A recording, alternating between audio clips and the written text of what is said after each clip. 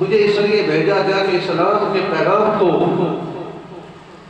دنیا میں عام کروں۔ یعنی انسان حیران ہے، حضور اعلان کرتے کہ ختم نبوت کا تاج پہن کر میری زندگی کا مقصد میں اسلام کی تکمیل کو عام کرنے کے لیے دنیا کے ہر کونے میں اسلام کو پہچانے کے لیے آیا۔ مگر جب آپ نے تعارف کروایا، حضور نبی پاک صلی اللہ علیہ وسلم نے تعارف کروایا، فرمایا انما بعثت معلما، فرمایا مجھے معلم بنا کر بھیجا گیا ہے، مجھے معلم جو ہے وہ بنا کر، استاد بنا کر جو ہے وہ بھیجا گیا۔ ان احادیث مبارکہ کی وضاحت میں یعنی حضور نے فرمایا کہ مجھے اس لیے بھیجا گیا کہ اخلاقیات کے نظام کو مکمل کروں۔ حیرانگی ہوتی ہے کہ نماز، آپ فرماتے ہیں کہ میں نماز قائم کرنے کے لیے آیا، میں جو ہے وہ زکوٰۃ ادا کروانے کے لیے آیا، میں حج ادا کروانے کے لیے اس دنیا میں تشریف لایا، چاہیے تو یہ تھا۔ حالانکہ یہ ساری چیزیں جو ہے وہ دین کا حصہ ہے۔ تو حضرت ضیاء الامت رحمت اللہ علیہ کے استاد جامعہ ازہر مصر میں امام ابو زہرا رحمت اللہ علیہ نے بیان، وہ اس حدیث کو جو ہے وہ وضاحت کرتے ہیں، وہ فرماتے ہیں کہ آپ کسی عبادت کو دیکھ لیں، اخلاق ایک مقصد کے طور پر نظر آئے گا۔ کسی عبادت کو دیکھیں، نماز کو دیکھیں، روزے کو دیکھیں، زکوٰۃ کو دیکھیں، حج کو دیکھیں، تو اخلاق جو ہے وہ ان چیزوں میں نظر آئے گا۔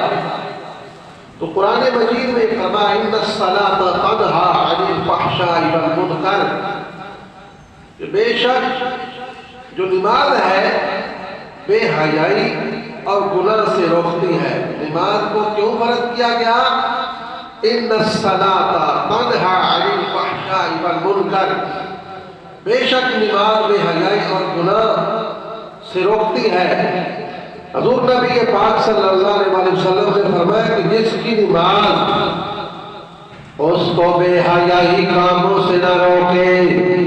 جس کی نماز اسے برائیوں سے نہ روکے، جس کی نماز اس کو چوری ڈکیٹی سے نہ روکے، جس کی نماز ہر گناہ سے انسان کو نہ روکے،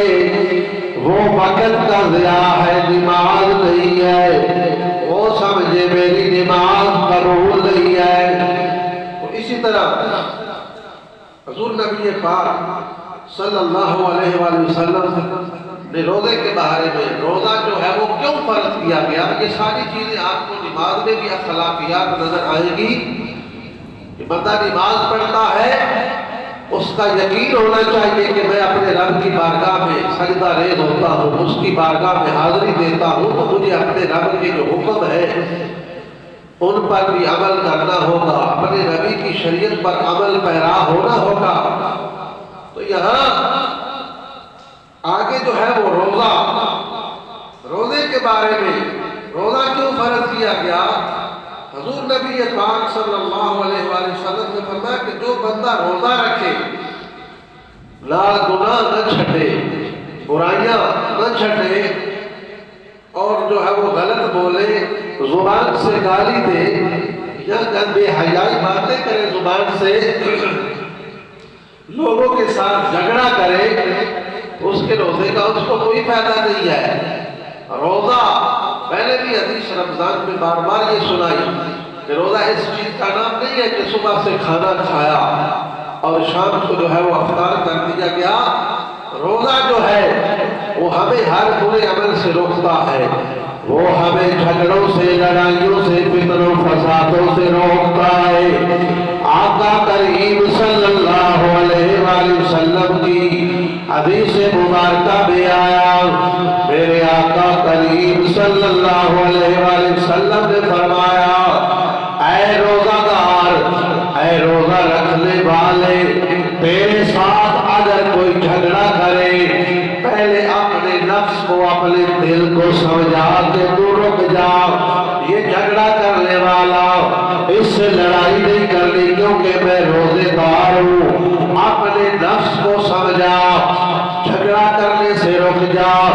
اور اس کے بعد دوسرے لڑنے والے سے کہے کہ بھائی میں روزے دار ہوں میرے ساتھ لڑائی نہ کر۔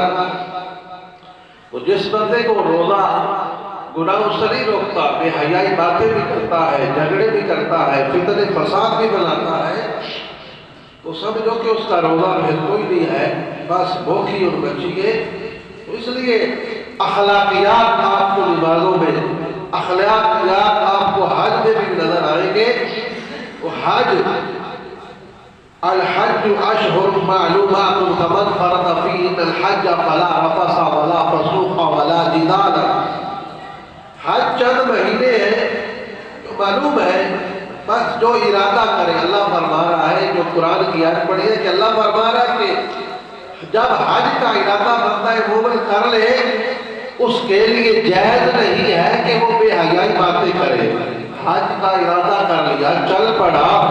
سفر میں ہے، حج پہ پہنچ گیا، تو اس کو یہ زیب نہیں دیتا کہ وہ بے حیائی باتیں کرے، بے حیائی باتیں کرے، اور پورے جو ہے باتیں ان سے نہ رکے، نہ فرمانیاں بھی کرتا رہے، گناہ کرتا رہے، پھر اس کا وہ حج کیسا ہے؟ وہ حج اس کی آگے جو ہے وہ وضاحت علماء نے بیان فرمائی ہے کہ حج کرنے بندہ آتا ہے، اپنی زبان پر برا کلمہ جو ہے وہ اسے نہ لائے، غیر شرعی حرکت جو ہے وہ نہ کرے، ورنہ حج قبول نہ ہوگا۔ معلوم ہوا کہ حج بھی اخلاق کو بہتر بنانے کی ایک ورکشاپ ہے، ایک مشق کروائی جا رہی ہے،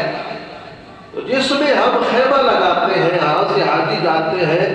کئی جگہوں میں خیمے لگاتے ہیں، اکٹھے ہو جاتے ہیں، جگہ تھوڑی ہوتی ہے، تقریباً 40 لاکھ بندہ چھوٹی سی جگہ میں، یعنی وہ اپنے خیمے لگا لیتے ہیں، 40 لاکھ بندہ چھوٹی سی جگہ میں خیمے لگا کے بیٹھا ہے، پھر 2 احرام باندھتا ہے، 2 چادریں ہیں ان پر مشتمل ہے یہ احرام، ان چادروں کو سنبھال کے رکھنا، سنبھالنا پڑتا ہے، یہ اہتمام ہے، اس وجہ سے یہ سارا اہتمام ان چادروں کو بھی سنبھالنا ہے۔ لیکن اس بڑے مجمع میں یہاں مکہ میں لاکھوں کی تعداد میں حج کرنے کے لیے دنیا کے کونا کونا سے امت مسلمہ کے لوگ آئے، لیکن یہاں ایسی مشق کروائی جا رہی ہے اور بتایا جا رہا ہے یہاں کسی کو تیرا دھکا نہیں لگنا چاہیے، کسی کو جان بوجھ کر دھکا نہ دے، تیرا امیر ہونا، تیرا بڑا وزیر ہونا، جو کچھ بھی ہے یہاں بارگاہ خدا بندی ہے، یہاں ذرا ہوش سے چلنا، سنبھل کے چلنا، شعور سے چلنا، تیرا دھکا کسی کو نہ لگے، جان بوجھ کر کسی کو دھکا نہ دے، یہ اصول سکھائے جا رہے ہیں، یہ اخلاقیات جو ہے وہ سنوارنے کی مشق کروائی جا رہی ہے کہ یہاں پہ آ کر تو وہ پاکستان والی چگران، تو وہ پاکستان والا امیر پل کہ یہ غریب ہے، یہ کمزور ہے، اسے دھکے دے لیے، اسے جب گالی گلوچ دے لی، یہاں حرم کعبہ ہے، یہاں خدا کا گھر ہے، یہاں کسی کو تھپڑ بھی نہیں مارنا، یہاں کسی کو دھکا بھی نہیں مارنا، یہاں پر کسی کو گالی بھی نہیں دینی، بلکہ یہاں پر اپنی زبان پر فحشا گندی بات بھی نہیں لانی، یہ اسلام سکھا رہا ہے۔ اگر تیرا یہ معاملہ ہو کہ تو وہاں پہ جا کر بھی گالیاں یا دھکے دے رہا ہے یا حج کے دنوں میں بھی برائیاں بے فحشا باتیں کر رہا ہے، پھر تیرا حج تو ہوگا لیکن حج مبرور نہیں ہوگا، حج ہوگا، حج مبرور نہیں ہوگا۔ حج مبرور کیا ہے؟ حج مبرور یہ ہے کہ وہ بندہ جس کی زبان ہر برائی سے پاک ہو، جس کا سارے معاملات دھکے نہ ہو، کسی کو دھکا نہ دیا ہو، کسی کو گالی نہ دی ہو، یعنی ایسا حج